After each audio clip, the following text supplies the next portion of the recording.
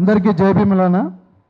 ఈరోజు షమీమ్ అఖ్తర్ కమిషన్ విధానం వలన మాల అనుబంధ కులాలకు జరిగిన అన్యాయంపై సోమాజిగూడ ప్రెస్ క్లబ్లో రౌండ్ టేబుల్ సమావేశానికి వచ్చిన పెద్దలందరికీ ప్రత్యేకమైన జైభీములు తెలియజేస్తూ, ఈ యొక్క షమీమ్ అఖ్తర్ కమిషన్ ఎట్లుందంటే, ఇది మాదిగల యొక్క వాళ్ళకు అంటే అంటే వాళ్ళకు ఒత్తాసు పలికేట్ లెక్క ఉంది. కానీ అసలు మాలలకు జరుగుతున్న అన్యాయం ఏంది, మాలలకు అసలు రావాల్సిన హక్కులు ఏంది, దానిపై వాళ్ళు ఎన్ని వినతి పత్రాలు ఇచ్చినా, ఎన్ని అసలు వేలల్లో ఇచ్చినా కానీ వాళ్ళకు నిమ్మక నీరెత్తినట్టు వివరిస్తారు. అయ్యా షమీమ్ అఖ్తర్ కమిషన్ గారు, మీకు మాలలకు ప్రతినిధులా, లేకపోతే మాదిగ ఉపకులాల అనుబంధ కులాలకు మీరు అసలు ఎవరు వెనకబడ్డారు ఏందనేది మీరు మీ యొక్క ఈ కాంగ్రెస్ ప్రభుత్వం మిమ్మల్ని నియమించింది కదా, అసలు మీరు ఏం చేస్తున్నారు?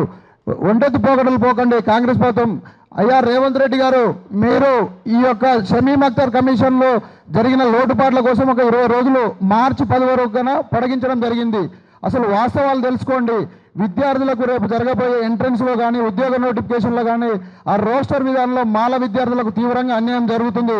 కాబట్టి ఈ యొక్క రాష్ట్ర ప్రభుత్వం, కాంగ్రెస్ ప్రభుత్వం, రేవంత్ రెడ్డి గారు, అయ్యా బట్టి విక్రమార్క గారు, మీరు మాలదాసరి కులంలో ఉండి కూడా మాల విద్యార్థులకు అన్యాయం జరుగుతుంటే మీరు ఏం చేస్తున్నారు?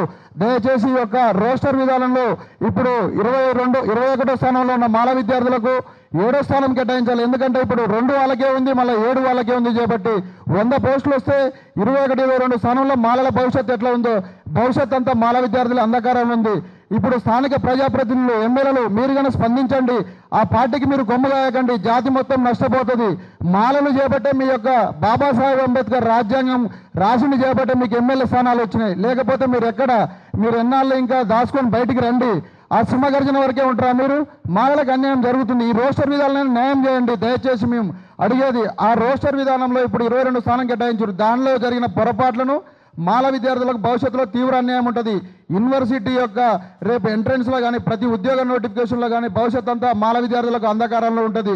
ఇప్పుడు ఉద్యోగాలు కొట్టి ఈరోజు బెనిఫిట్ పొందుతున్న మాల ఉద్యోగస్తులందరికీ మేము వేడుకునేది ఏంటంటే, ఈ సోమాజిగూడ ప్రెస్ క్లబ్ నుంచి మీరందరూ బయటికి రండి. మీరు మీ కుటుంబాలు బాగుపడితే సరిపోదు.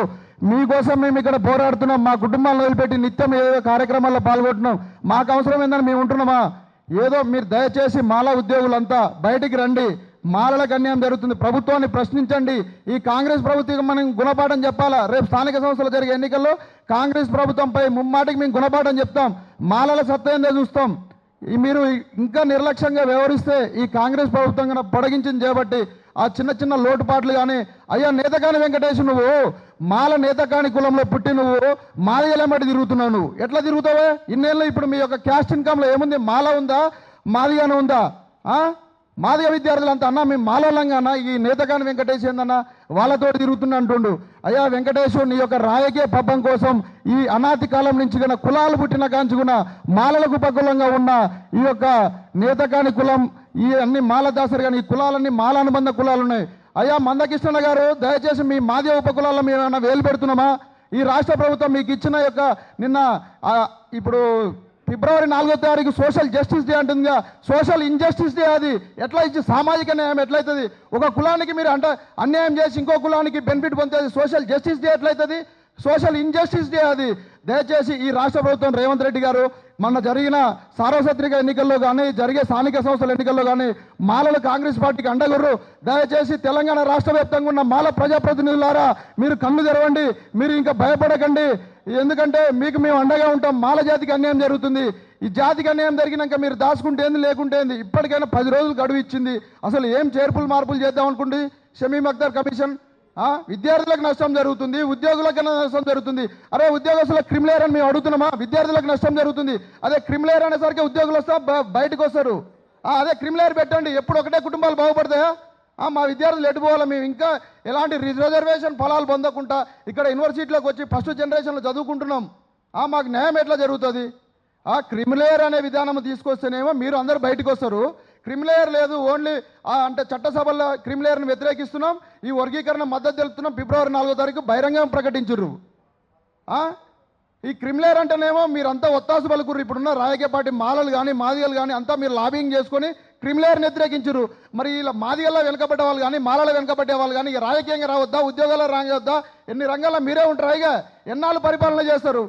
అంటే ఈ రిజర్వేషన్లు మనం ఇక గమనించాలా. ఈ బీజేపీ ప్రభుత్వం ఏం చేస్తుందంటే రిజర్వేషన్లు దెబ్బతీసి వాళ్ళ యొక్క బెనిఫిట్స్ని మాలమాదిగల మధ్య చిచ్చు పెట్టాలని చూస్తుంది. ఈ బీజేపీ ప్రభుత్వం కబద్దార్ నరేంద్ర మోడీ, రేవంత్ రెడ్డి, మీరు ఎందుకంటే కాంగ్రెస్ ప్రభుత్వం ముఖ్యమంత్రి రేవంత్ రెడ్డి గారు మీరు గమనించాలా. సార్వత్రిక ఎన్నికల్లో ఉన్న మాలలు కాంగ్రెస్ పార్టీకి అవుట్ రైట్ గారు మందకృష్ణ గారు స్పష్టంగా ప్రకటించిండు. మీరు ఏ పార్టీలో ఉన్నా కూడా బీజేపీకి ఓటేయాలని బహిరంగంగానే ప్రకటించిండు. ఈ మీరు మందకృష్ణ యొక్క ఉడత ఊపులకు భయపడి ఈరోజు హుటా హుటినా మీరు చేసిర్రు వర్గీకరణ అనేది. మళ్ళీ ఎందుకు పొడిగించారు? న్యాయబద్ధంగానే ఉంది కదా. 20 రోజులు ఎందుకు పొడిగించారు? ఇప్పటికైనా మాల విద్యార్థులకు రేపు ఉద్యోగ నోటిఫికేషన్లో కానీ ప్రతి ఒక్క నోటిఫికేషన్లో కానీ జరుగుతున్న రోస్టర్ విధానంలో తప్పకుండా మార్పు చేయాలి. ఈ రాష్ట్ర ప్రభుత్వానికి సీఎం ముఖ్యమంత్రి రేవంత్ రెడ్డి గారికి, ఉప ముఖ్యమంత్రి బట్టి విక్రమార్క గారికి మా యొక్క విన్నపం ఇచ్చేది ఏంటంటే ఈ యొక్క మాల విద్యార్థులుగా మేము చేసేది స్పష్టమైనది ఒకటి డిమాండ్ చేసి మీరు ఈ రోస్టర్ ఇప్పుడు ఉన్నాయి కదా ఈ రోస్టర్ విధానంలో మార్పు చేయాలి. లేకపోతే మాల విద్యార్థులకు అన్యాయం జరుగుతుంది. ఇప్పటికైనా మాల ప్రొఫెసర్లు కానీ విద్యార్థులు కానీ బయటికి రండి. కనీసం మనం మాట్లాడకపోతే మనం దూరం అయిపోతాం.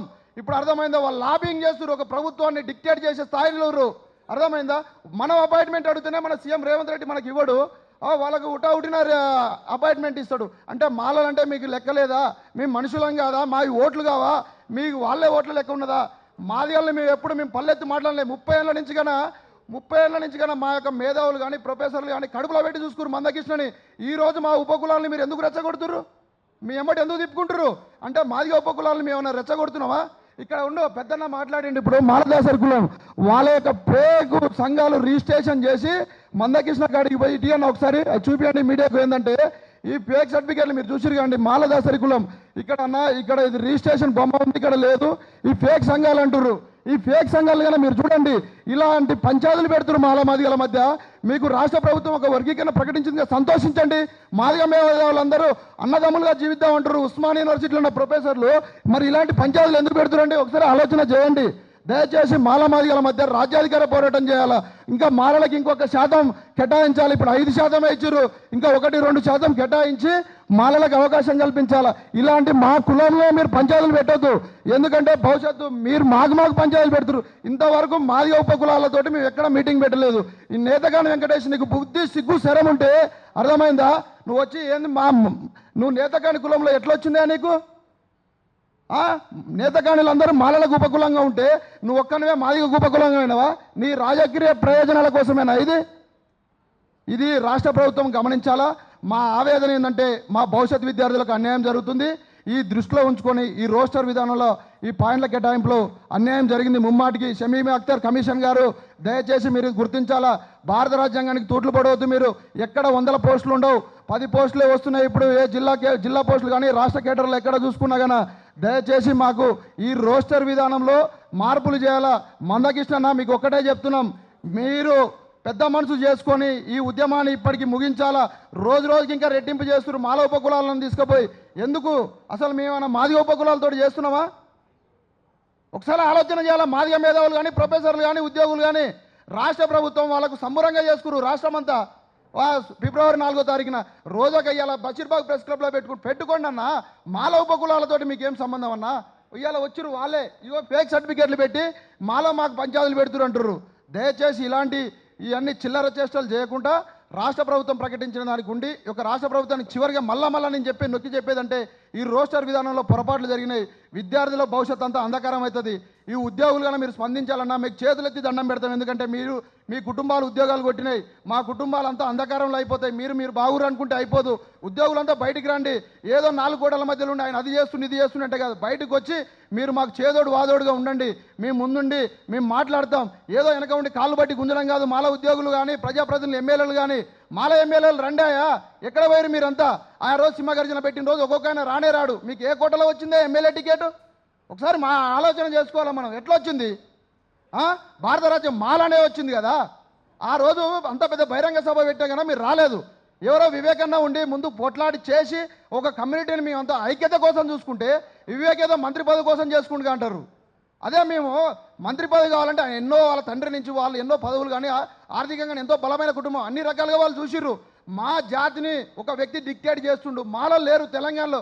అంటే మేము ఒక 2 నెలల కాలంలో 1 నెల రోజుల కాలంలో ముక్కుమ్మడిగా పరేడ్ గ్రౌండ్ మొత్తం స్తంభించి హైదరాబాద్ అంతా నగరం అంతా అసలు మాలలు ఇంతమంది ఉర్రా, అసలు ఈ వ్యవస్థల బయట సెక్టర్లో కానీ కార్పొరేట్ మాఫియాకి కానీ అంతా తెలిసిపోయింది. అసలు మాలలు అంటే లెక్కలేదు బయట వ్యవస్థకు మొత్తం ఎటుబోయారు మాలలు. ఆ రోజు ప్రోగ్రామ్ తోటి అరే మాలలు ఇంతమంది ఉర్రా వ్యవస్థలు, అరే ఒక్క నెల రోజులు ఇంత గ్యాదర్ అయ్యారు ఏందనేది తెలిసిపోయింది. ఇప్పటికైనా ఈ రాష్ట్ర ప్రభుత్వాన్ని మేము వేడుకునేదంటే ఆ షమీమ్ అఖ్తర్ కమిషన్లు మీరు పొడిగించారు కాబట్టి వాళ్ళలో జరిగిన లోటుపాట్లు కానీ సవరణలు చేసి ఇంకా ఈ యొక్క ఇప్పుడు మాలల్ని ఉపకులాలని విడదీయాలని చూస్తున్నారు. అది మాలుకొని గతంలో మాల ఉపకులాలు ఏ ఉన్నాయో అదే వేసి మొత్తం మాల ఉపకులాలు మాదిగ ఉపకులాలు రెండే కేటగిరీలు చేయండి. కేటగిరీలు చేసి ఈ వర్గీకరణ ఫలాలు అందరికీ చేసి ఎలాంటి లొల్లి లేకుండా చూడాల్సిందిగా కోరుతున్నాం. జై భీమ్, జోహార్ డాక్టర్ బాబాసాహెబ్ అంబేద్కర్, మాలల ఐక్యత.